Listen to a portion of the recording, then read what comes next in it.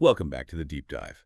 Today we're zeroing in on a really interesting character from Mobile Suit Gundam, the origin Lino Fernandez. Yeah, Lino. His story is pretty critical to understanding the early days of Char Aznable, but he often gets overlooked. Absolutely. So our mission today is basically to figure out who Lino was, what his deal was with the original Char, and how his pretty tragic end helped forge the legend of the Red Comet. Okay, so Lino Fernandez. He starts off as this young guy, a cadet from Side 5, Loum. He's just made it into the Zeon military academy. Right, and the key thing right away is his connection to the real Char Aznable. They weren't just acquaintances. No, not at all. They were actually good friends back in high school in Loum. Shared the same dream of getting into the academy, studied together, crammed for the exams. And they both passed, which is great. Yeah. But then things get complicated.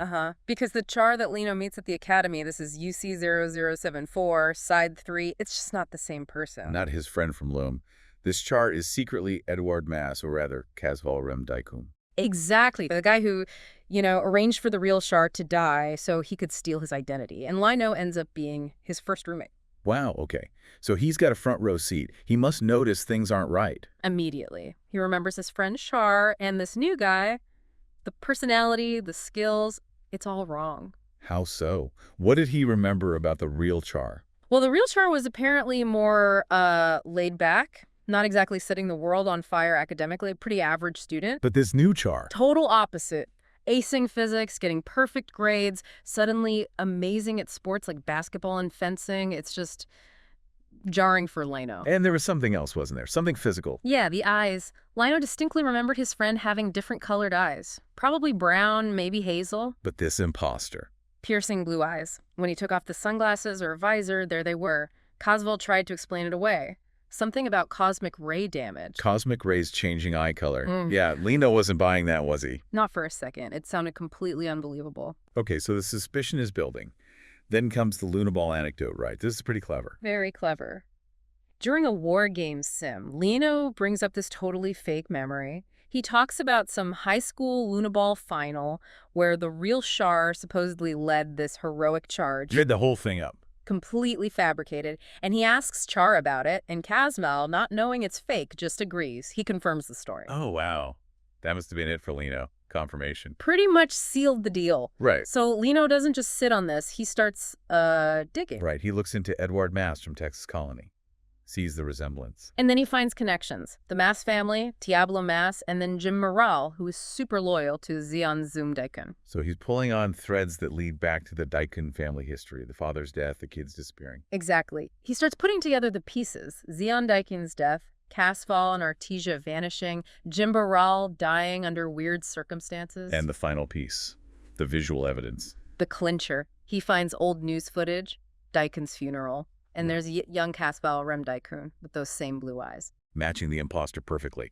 And totally different from childhood photos Lino must have seen of the real Char. Bingo. So Lino figures it out. The real Char. Probably dead before they even got to the academy. And this guy, he's Casval Rem Deikun, out for revenge against the Zabies. It's kind of incredible, isn't it? A cadet figuring out this massive conspiracy that even Kaisilia Zabi's spies missed. It shows how sharp Lino actually was. So what does he do? He confronts him. He confronts Casval directly. Yeah. Tells him he knows about the Lunaball lie, knows he's Casval Rem Deikun. That takes guts. What was Lino's angle, though? Why tell him? Well, Lino wasn't pro-Zabi. He admired Zeon Daikun's original ideas. He supported the Ralph family. He basically saw the Zabies as dictators. So he saw Casval as a potential ally. A hero, maybe? Sort of, yeah. Someone who could maybe take down the Zabies and restore something better. He actually offers his loyalty, pledges to help Casval. Wow, and he gives him something too, doesn't he? Yeah. Something iconic. He does. He gives Casval modified Lunaball gear, the glasses, or maybe it was a mask specifically to hide those blue eyes. Which becomes Char's signature look.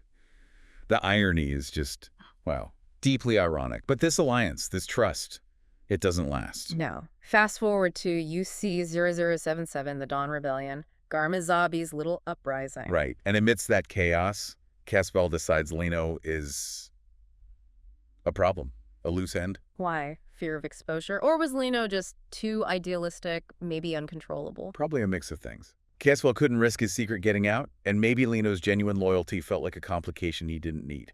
So he sets him up. Oh. Tells Lino to grab a captured Federation tank, a Type 61, and switch to a private comm channel.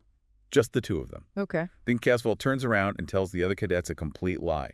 Says Lino's been killed by the tank crew. No. And orders them to open fire on the tank. Dude. To avenge Lino.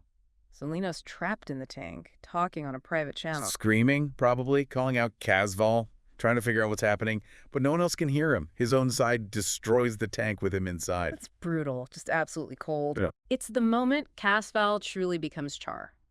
Any lingering shred of maybe trust or connection is just gone, replaced by pure ruthlessness. And the aftermath. What happens to Lino officially? Well, they find his remains near the wreck, ID him via DNA, and publicly, he's declared a hero. Died fighting for Zeon's independence. They put his picture up.